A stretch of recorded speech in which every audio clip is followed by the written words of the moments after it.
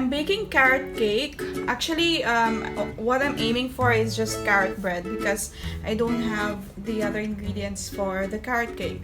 So for the carrot bread, you need, of course, carrots, grated carrots. These are around 4 pieces of grated carrots. That would give you around 2.5 cups. So 2.5 cups of grated carrots. Make sure that it's fresh, so that you can get all the juices out of the fresh carrots. Then we have the coconut oil. If you don't have coconut oil, you can also use canola oil or vegetable oil. I prefer coconut oil because of the scent or the flavor of the carrot bread. Then you have 4 large eggs.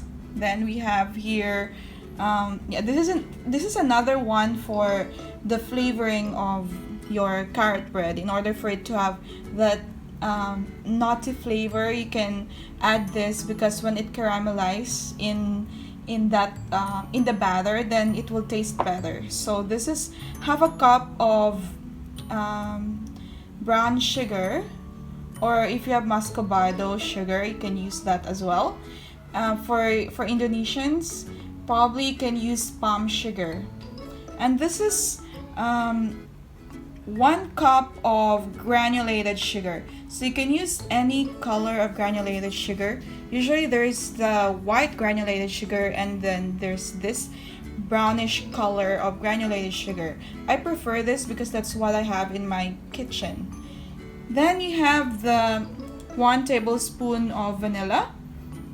This is 1 tablespoon of baking soda, 2 tablespoons of baking powder, and 1 tablespoon of nutmeg. You can also have 1 tablespoon of nutmeg or 1 tablespoon of cinnamon powder.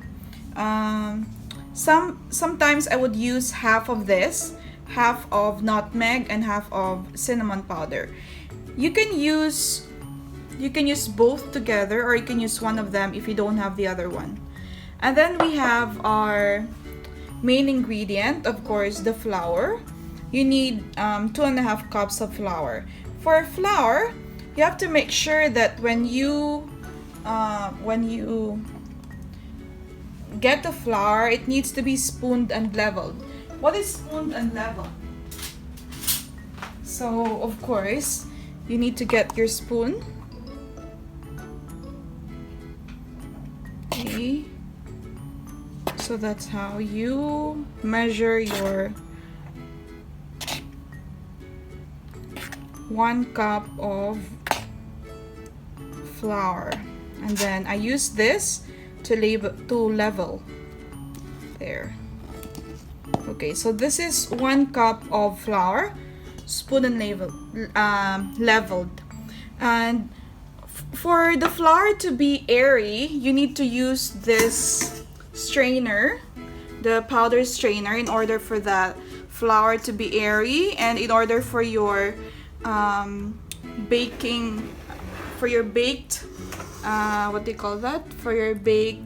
carrot cake to be airy as well and soft. So let's pour that in.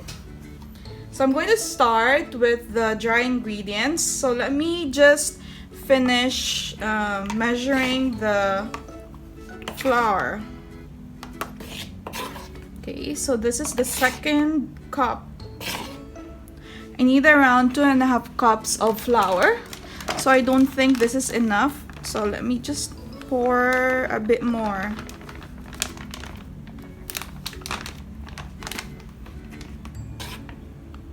Okay.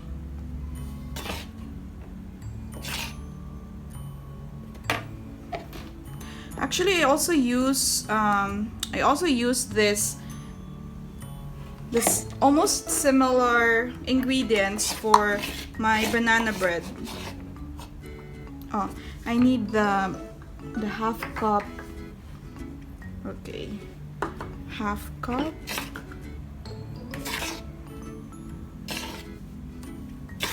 So yeah.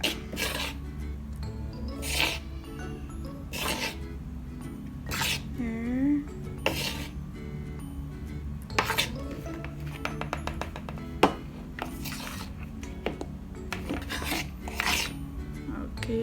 let's level this. There. So that is 2.5 cups. Now I'm going to mix all the dry ingredients before I they call that.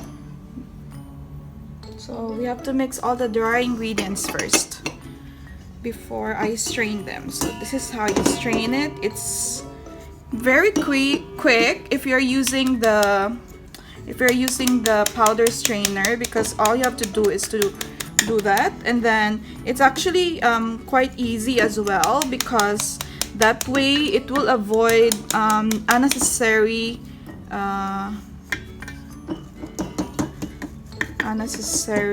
tapon there.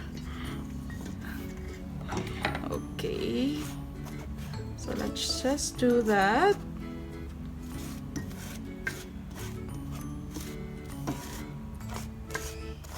Here.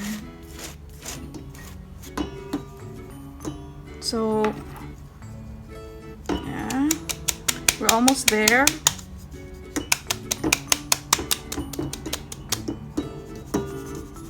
Okay, I think I'm trying to make a mess now. So let me just do this one. There.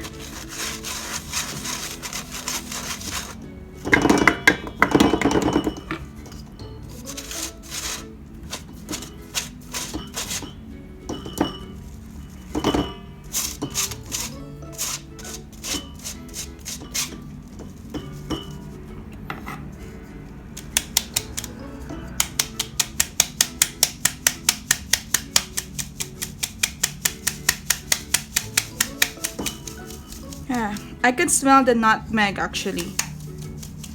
There. So that's it. So our dry ingredient is ready. Let's just do this. Okay, and just for the taste to be even, we just have to pour a small amount of salt, around half a teaspoon of salt. So I'm using Himalayan salt for this. There.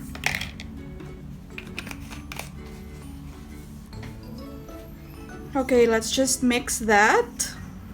And then now we are ready to move on to our wet ingredients.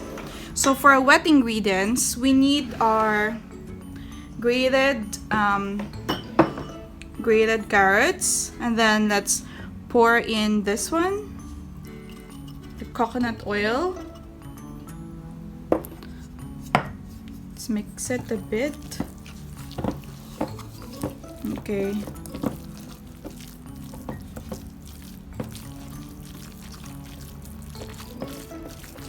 Alright, and then our 4 pieces of eggs.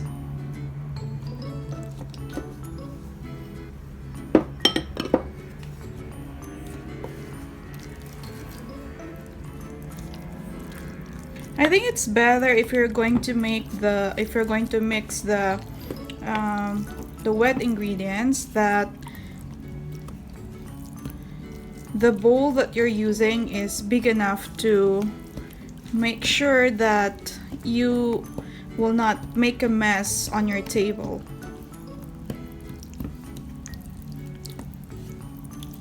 Okay, let's pour in the vanilla. Okay, you have your vanilla.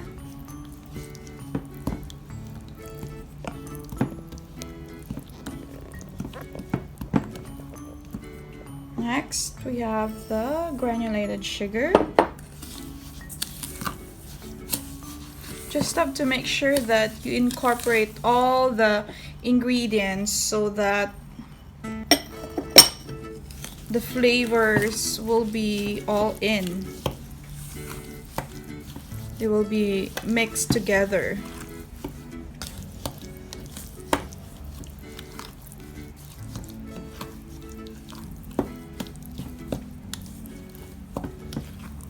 Okay.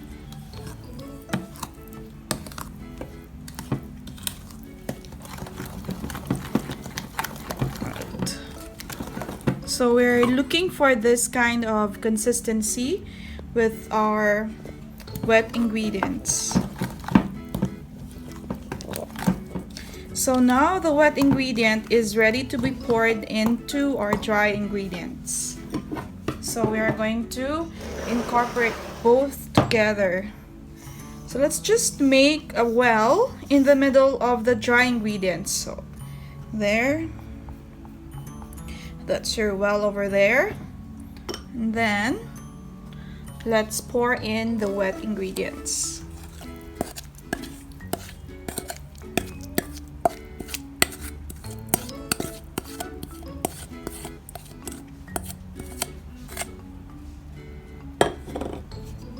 There. Now we're ready to incorporate the wet and dry ingredients.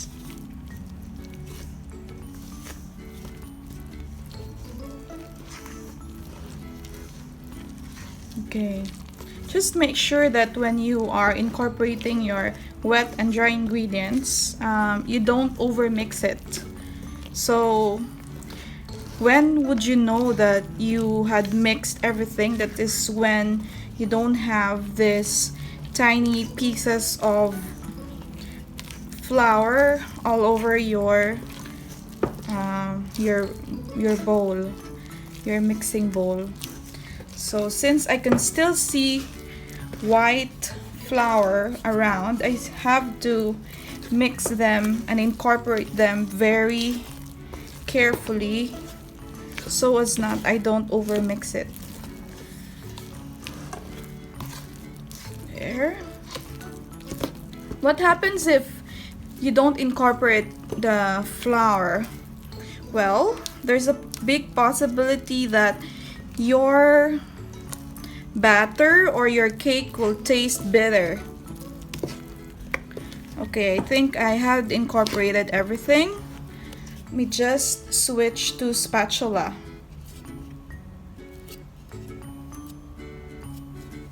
Okay, so this is the consistency that you are looking for. It needs to be like this. All right.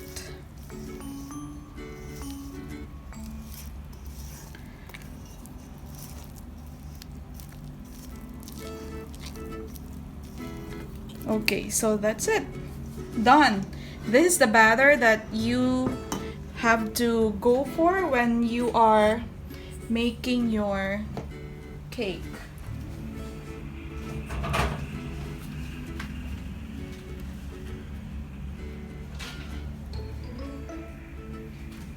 Now we are going to pour the batter into our pan.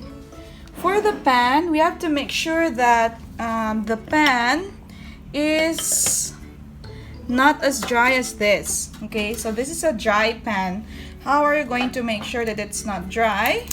All you need to do is to get oil and then just drizzle the oil into the pan and then apply some oil around it. Okay, just like how you apply oil when you're tanning in the beach. There. Okay, a little bit more. Have to do it all over.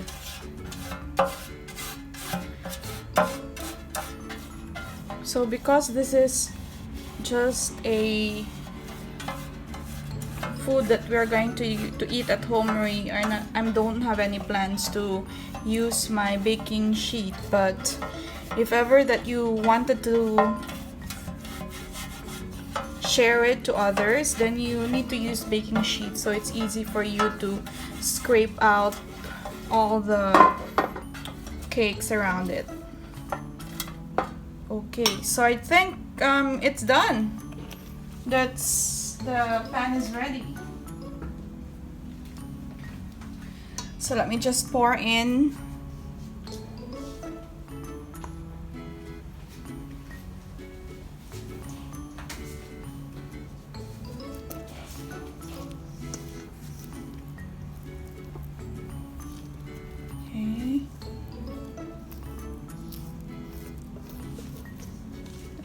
I'm pouring in the batter now.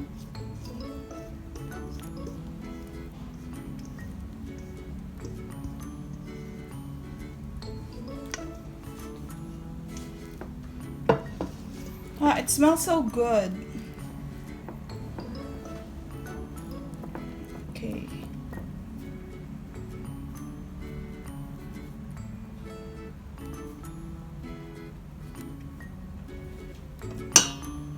And then one last. Just have to do that to level out.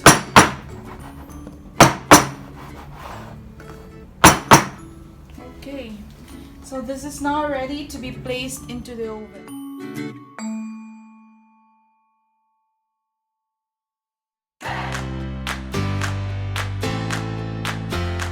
I heated the oven for around 3 minutes, and the temperature is around 175 degrees Celsius because I'm using an electric oven.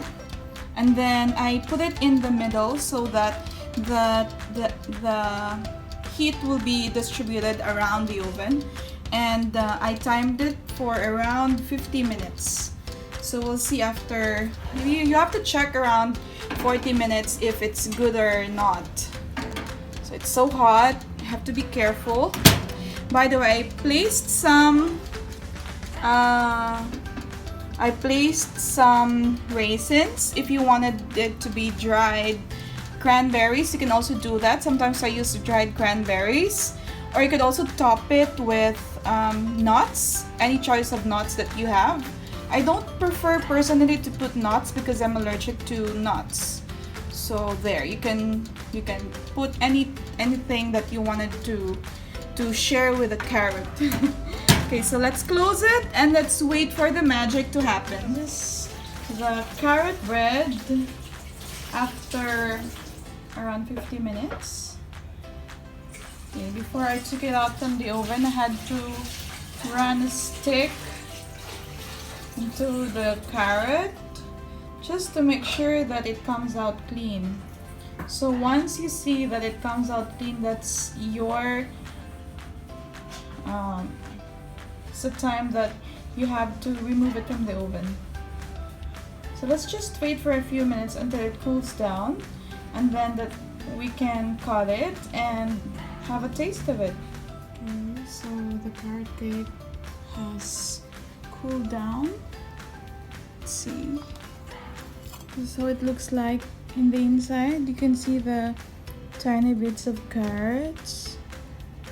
There, it's moist and this airy. You would know that it's airy because it springs. I'm going to show you the sliced carrot cake. So if you're going to hold it like this, it springs like that. So that's perfect and it's airy. Yeah. Great.